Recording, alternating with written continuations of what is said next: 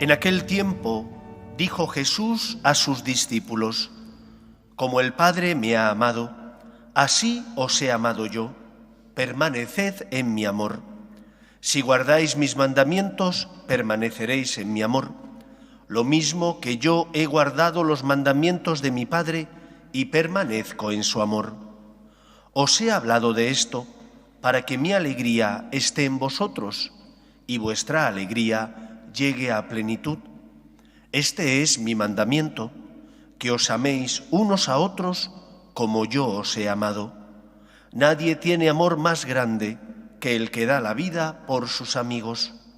Vosotros sois mis amigos si hacéis lo que yo os mando. Ya no os llamo siervos porque el siervo no sabe lo que hace su señor.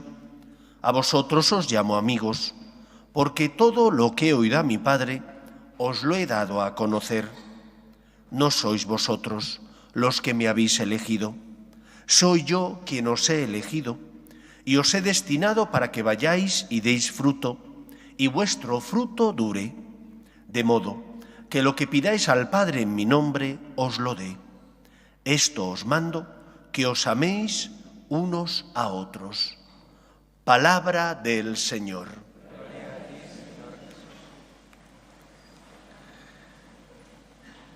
La semana que viene, si Dios quiere, celebraremos la fiesta de la ascensión del Señor a la derecha de Dios Padre, como Señor, como juez de vivos y muertos. Y por lo tanto, esa fiesta nos recordará que Cristo dejó a sus discípulos. Se marchó, pero no los dejó solos. Les envió el Paráclito, el Espíritu, el Defensor, aquel que llenaría su corazón de fuerza y esperanza.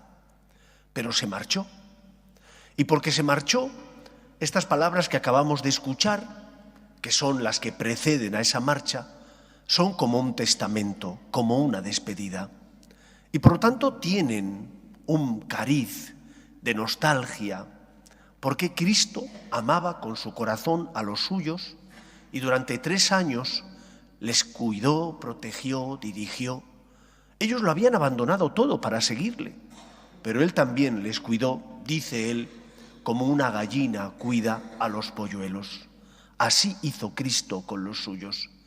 Y por lo tanto, este testamento espiritual, amaos los unos a los otros como yo os he amado, y las palabras siguientes nos hablan del corazón de Cristo, de cómo Él, que nos ama, de cómo Él, que amaba a los suyos, les iba a echar de menos. Porque Jesús, el Hijo de Dios, es verdadero Dios, pero también verdadero hombre. Y como verdadero hombre, como tú y como yo, tenía necesidad de tocar, del contacto, porque eso es la encarnación. La encarnación es que el Hijo de Dios, sin dejar de ser Dios, asume nuestra condición humana, comparte nuestra suerte. Pasa frío, pasa calor, pasa hambre, pasa sed. También tiene alegría y echa de menos. Y por eso Cristo echaba de menos a los suyos. Y por eso Cristo dice esas palabras con nostalgia, porque les va a dejar. Creo que eso es importante recordarlo. Nuestra fe es una fe, lógicamente, que tiene que sentir y que tiene necesidad de sentir. Pero no solo podemos vivir nuestra fe cuando sentimos. Y me explico. Jesús hizo lo que tenía que hacer, aun con dolor. En esa noche del Jueves Santo, Él le pide a su Padre Dios que pase ese cáliz, pero concluye: pero que no se haga mi voluntad, sino la tuya. La naturaleza humana de Cristo no quería subir a la cruz. La naturaleza humana de Cristo no quería el dolor.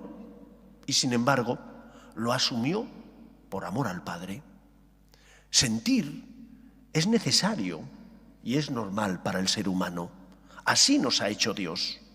Y por lo tanto, en nuestra relación con Dios tiene que entrar el sentimiento. Pero solo tenemos que venir a misa cuando sentimos necesidad. Solo tenemos que venir a misa cuando experimentamos satisfacción espiritual. Ese es el problema. Cristo hace la voluntad del Padre, aunque su naturaleza humana no le apetecía. Subir a la cruz no era plato de buen gusto, pero él se fió de Dios Padre, y porque quería hacer la voluntad del Padre, subía a la cruz. Llevemos eso a nuestra vida y a nuestra relación con Dios. Santa Teresa de Jesús, maestra y doctora de la Iglesia, explicaba a sus novicias que hay momentos donde vas a la oración y experimentas satisfacción espiritual. Todos lo hemos sentido. Momentos donde vas a rezar y, caray, del corazón brotan sentimientos, se entabla un diálogo con Cristo fluido. Pero hay otras veces que no. Hay otras veces donde vas a la iglesia, rezas y no sientes nada. Estás seco como una teja.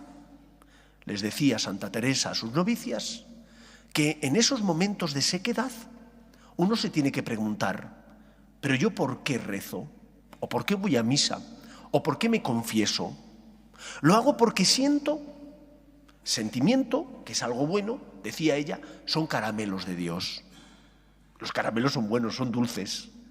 Pero nosotros no tenemos que hacer las cosas por los caramelos de Dios, que son buenos y dulces. Les decía Santa Teresa, vosotros tenéis que hacer las cosas, rezar, confesaros, cumplir con los mandamientos, porque lo hacéis por el Dios de los caramelos, que es mucho más grande que los caramelos de Dios. Los caramelos son más dulces, pero ¿qué buscamos? No busco los caramelos. Si el Señor me lo da, perfecto. Busco al Dios de los caramelos. Por lo tanto, tu fe tiene que tener un componente sensitivo. Es natural, porque somos cuerpo y alma. Va con nuestra naturaleza, creados así por Dios. Pero cuando no sientas el deseo, cuando estés atravesando la noche oscura, cuando te resulte difícil hacer la voluntad de Dios, ¿qué tienes que hacer? Fiarte de Él. Hacer las cosas no por el sentimiento únicamente, sino porque es tu deber. Hacer las cosas no solo cuando sientas los caramelos de Dios, sino también cuando no los sientas, porque es lo que el Dios de los caramelos, es decir, el Señor, te pide que hagas. Y cuando no te apetezca, tendrás que hacer un acto de fe, de confianza en Dios, a pesar de que no sientas satisfacción ni quizás atracción hacia aquello que Dios te pide. Jesús se marcha y su corazón echa de menos a los suyos, pero se marcha y sube a la cruz y muere en la cruz para hacer la voluntad del Padre, porque se fía de Dios. Cuando no sientas, fíate del Señor. Cuando experimentes que estás ante la noche oscura, sigue rezando. No lo dejes. No dejes de venir a misa, de confesarte con frecuencia, de hacer oración, porque lo que tú debes buscar no es la satisfacción espiritual, los caramelos de Dios, que son buenos. Yo busco algo que es mucho más grande que la satisfacción espiritual. Busco estar con el Dios de los caramelos. Primera enseñanza, por tanto. Cuando no sientas satisfacción, Cristo tampoco la sintió en esa noche del Jueves Santo, haz las cosas por amor a Dios, por el Dios de los caramelos. Cuando lo sientas, gusto, satisfacción espiritual, da gracias. Cuando no sientas esa satisfacción, haz las cosas porque te fías de Dios. En segundo lugar, Jesús se marcha y les dice a sus discípulos, este es mi mandamiento. Para un cristiano, amar, hacer la voluntad de Dios, no es una opción. Para uno que no tenga fe quizás sea una opción, pero para ti y para mí no es una opción. Nosotros creemos que hacer la voluntad de Dios es un deber. Hacer la voluntad de Dios es perdonar. Hacer la voluntad de Dios es cumplir con mis deberes y obligaciones, vivir los 10 mandamientos y también el mandamiento del amor, como hemos escuchado ahora. Es que no me apetece, es que me resulta difícil, es que ese no se comporta como debe. Tú tienes que hacer las cosas no porque el otro se comporte, no porque el otro te corresponda, no porque se te aplauda. Tienes que hacer las cosas porque es tu deber como hijo de Dios. Tu deber como aquel que ha conocido a Cristo y le quiere seguir. Puedes no seguir al Señor. Él te dio el don de la libertad. Pero si decides seguir al Señor, no puedes excusarte diciendo, es que es una carga muy fuerte. No. Para un cristiano, amar no es una opción, es un deber. Lo que tienes que buscar son motivaciones. Y las motivaciones, ¿dónde las encontramos? Por ti, Señor. En hacer las cosas por Él. Porque a lo mejor no se merece. La persona a la que vas a perdonar no se merece tu perdón. Pero Dios sí. O es que Él no subió a la cruz para salvarte. Fíate de Él. Él pagó la deuda contraída por nuestro pecado. Por ti, Señor. Cuando te resulte difícil, bien porque no entiendes lo que el Señor te pide o por qué te lo pide, o te resulta difícil porque la otra persona no te corresponde y crees que no se merece ese amor, ese perdón o esa generosidad tuya, piensa que Dios te amó primero y Él sí se merece que tú lo hagas. Por ti, Señor. Y cuando dices por ti, Señor, a veces esa cruz que es amar, perdonar, ayudar a los demás, sigue siendo cruz, pero encuentras razones y motivaciones para hacerlo, porque has puesto a Dios como la razón de tu actuar. Has puesto a Dios como la motivación por la que haces las cosas. De igual manera que no solo vienes a rezar cuando te apetece, no solo vienes a rezar cuando Dios te da caramelos, sino que debes venir siempre porque es el Dios de los caramelos, tienes que hacer su voluntad. No es una opción para un cristiano, amar es un deber. Cristo no dice, hacedlo si os apetece, dice, amaos los unos a los otros. Esto os mando, amaos los unos a los otros, amaos. Por lo tanto, la caridad para un cristiano no es una opción, es un deber. En tercer lugar, el Señor nos revela y nos enseña que no basta solo con no hacer el mal. Eso lo recogen los 10 mandamientos. No matarás, no robarás, respetar a tus padres, a tu madre. No hagas el mal. Pero Jesús, junto con ese no hacer el mal, nos enseña que tenemos que hacer todo el bien que esté en nuestras manos. Examina tus dones, mira tus talentos. ¿Para qué te los concedió el Señor? Para tu bien, pero también para el bien de los que pasan a tu lado, para que como miembro de la Iglesia puedas construir un mundo mejor y más justo. Y anda que no podemos ayudar al Señor en la construcción de un mundo mejor. Claro que lo podemos hacer. Cuando como empresario generas riqueza, pagas un sueldo justo, ayudas a tantas familias. Cuando como contratado soy una persona que cumplo con mis deberes y obligaciones, estoy siendo luz en el mundo. Cuando como padre o madre educo a mis hijos cristianamente para que tengan luz y conciencia, estoy colaborando con Cristo.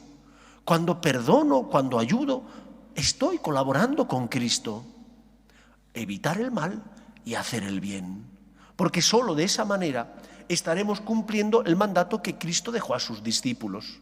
No solo no hacer el mal, eso lo aprendieron y lo sabían, lo habían recibido de sus padres. De Cristo recibieron que no bastaba solo con evitar el mal, había que hacer también todo el bien que estuviera en sus manos.